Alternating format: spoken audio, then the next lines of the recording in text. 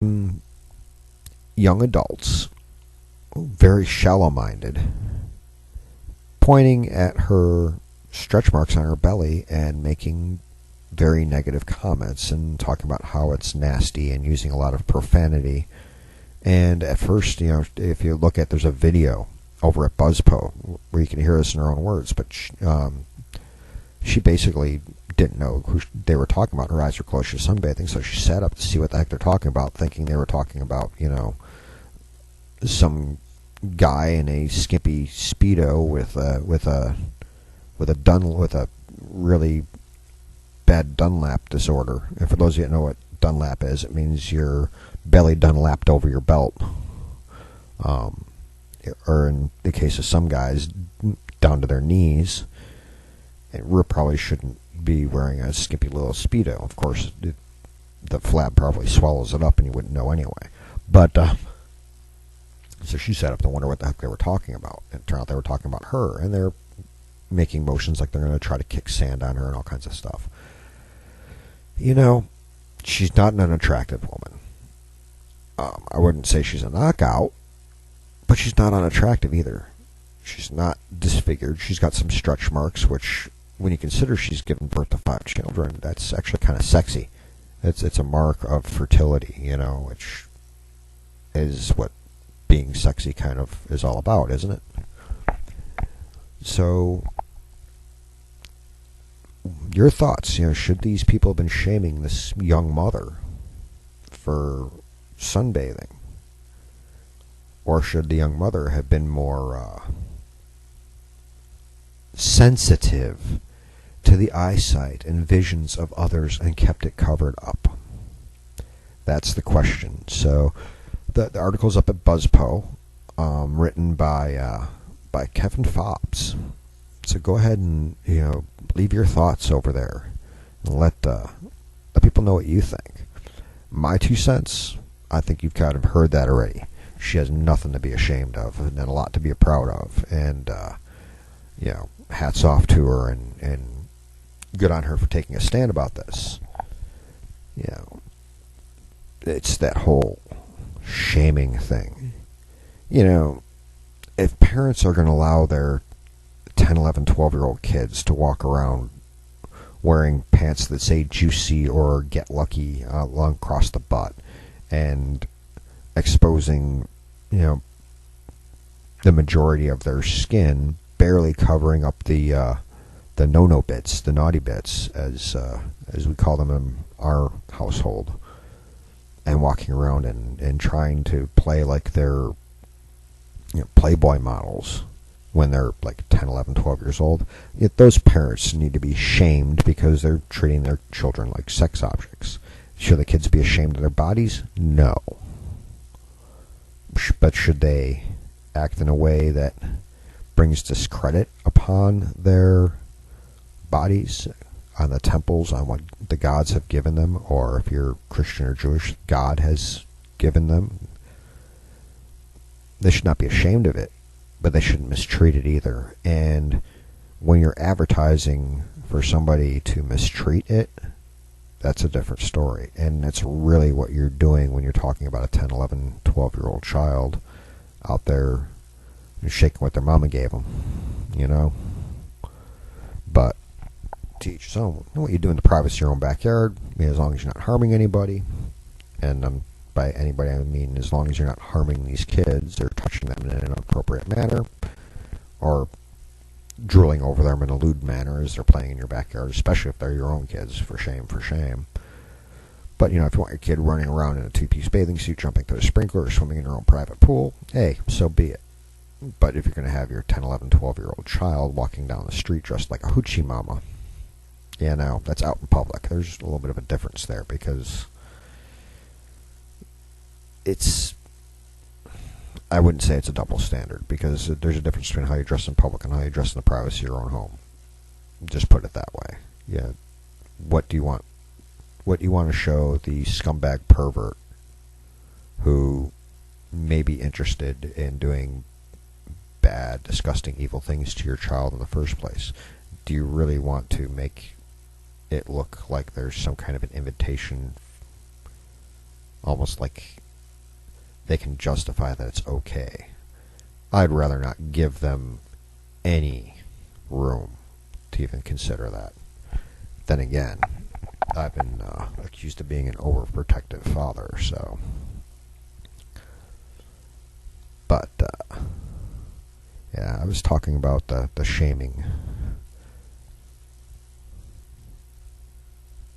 But there's other things we can discuss besides just shaming.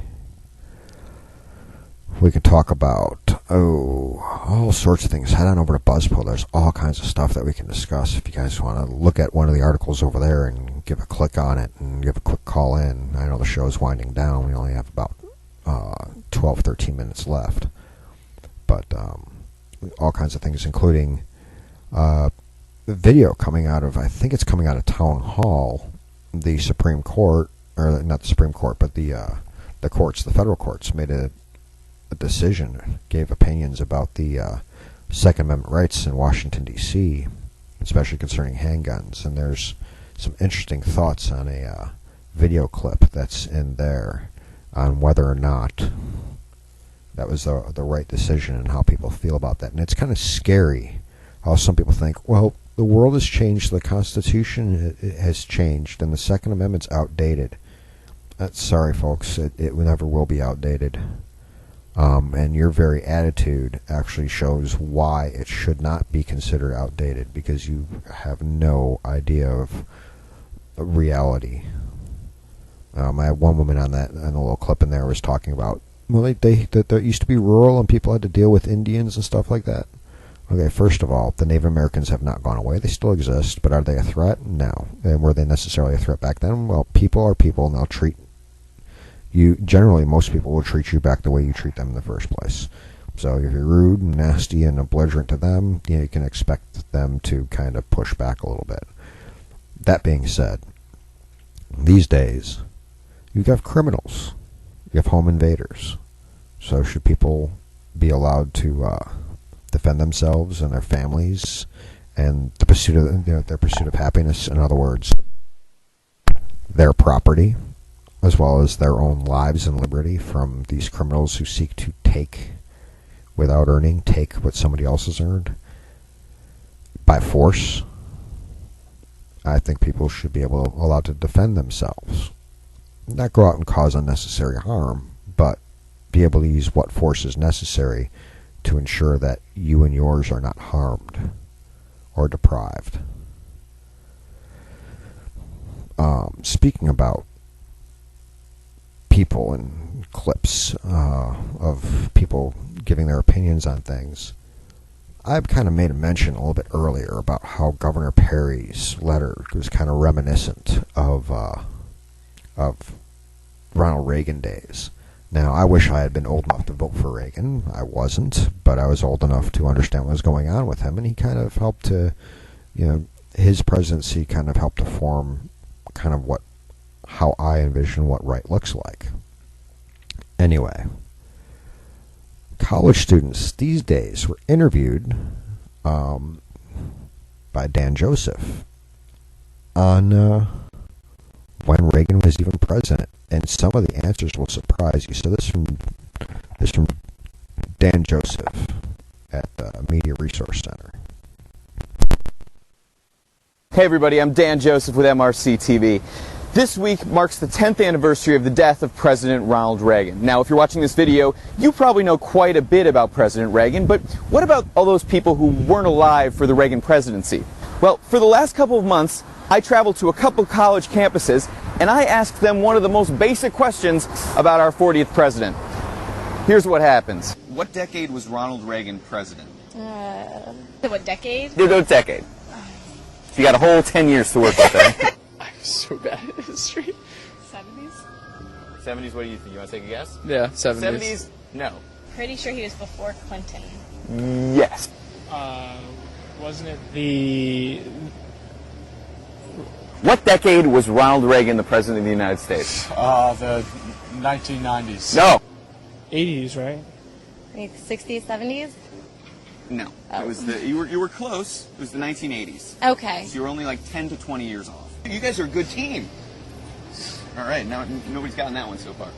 70s? 70s, no. 80s. There you go. Sorry, Second time. What decade? Decade. 1980s. That's good. Oh my gosh, I'm so bad with presidents.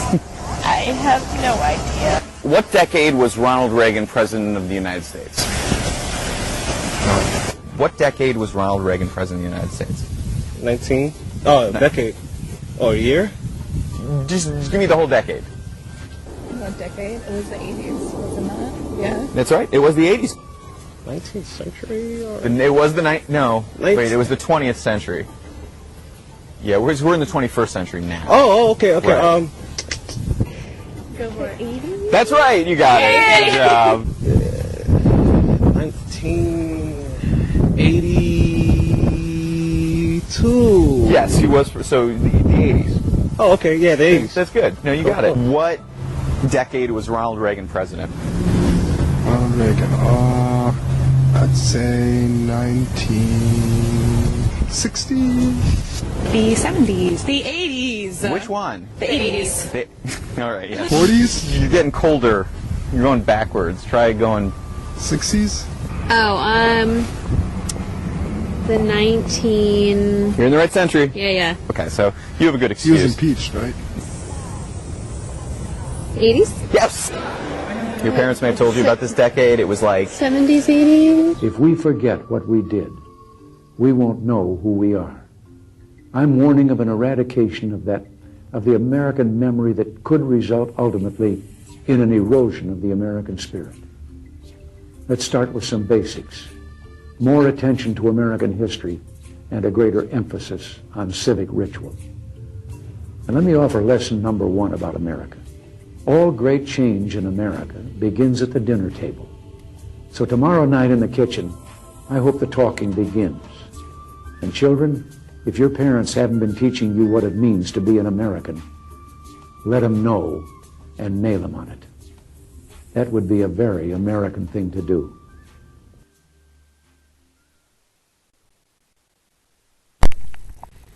You hear that, kids?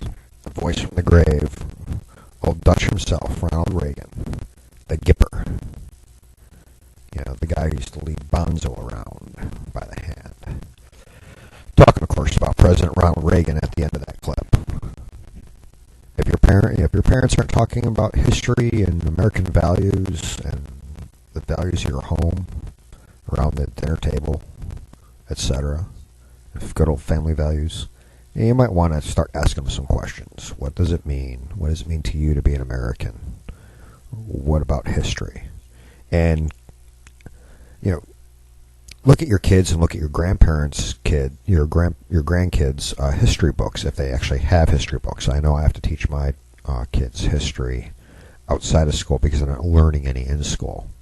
But look, if they do have take history, take a look. And if they're written by a man named Howard Zinn, or he's got his name anywhere in the textbook, it's time to visit the school and tell them to throw it out, because that means the majority of the stuff in that textbook is made up crap. Howard Zinn had a bad habit of doing what's called revisionist history. He changed a lot of things that we needed to be factually true and tried to kind of reverse things around in order to make America look like a bad guy in times when it was a good guy, and make it look like a good guy in times it was a bad guy. And sure, opinions are opinions, but the fact is he omitted facts and overstated other facts, and in other cases made up things he claims to be facts with no actual citations or proof. So make sure you're doing that double checking. But again, think back about that whole clip there. We had Ronald Reagan's little speech there at the end about knowing history. And it's really, really sad that there's college students who don't know recent history dating back to the 1980s to even know when Reagan was president. And then the one guy in there said, wasn't he impeached? Ronald Reagan impeached? I don't think they even tried.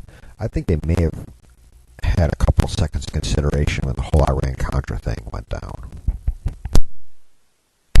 But, yeah, didn't quite happen. And anything that may have been questionable under Reagan or Bush Sr. or Bush Jr. is nothing in comparison to what Obama has done. Heck, the stuff that we got Bubba Clinton on is nothing compared to what Obama has done, or allegedly has done, or suspected of having done, or what many perceive as him having done some high crimes and or misdemeanors with his executive overreach. When he ignores the very laws that he himself signed into law, that's it's against the law. So maybe, and if that is the case and he actually did that, that's up to a jury to decide. But are there reasons to impeach him? Yes. Are there currently plans to even attempt to? No. And why not?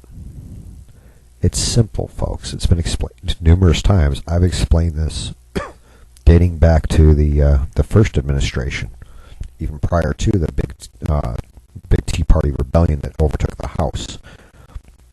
It requires a 2/3 vote of the Senate to impeach. Do you really think Harry Reid is going to allow 2/3 of the Senate to vote that way?